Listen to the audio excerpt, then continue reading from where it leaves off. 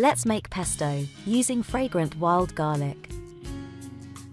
Wild garlic grows in forests, in the UK and in Europe, from late winter until the end of spring.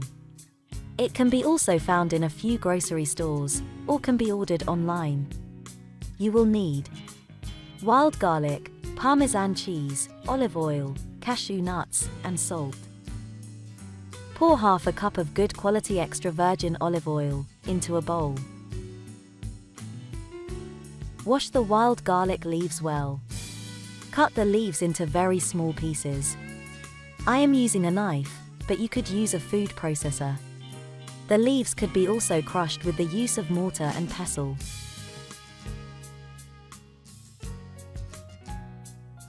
Put the chopped up leaves into the bowl with the olive oil. Once you chop all the leaves, add more olive oil to cover the leaves completely. You will need about 1 cup of olive oil in total to make the pesto.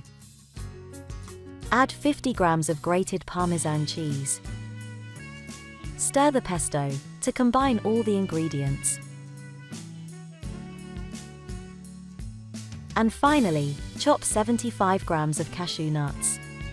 Here again, you could use a food processor, but using a knife will give you a better control of how finely you chop the nuts. Mix the nuts into the pesto and add a pinch of salt.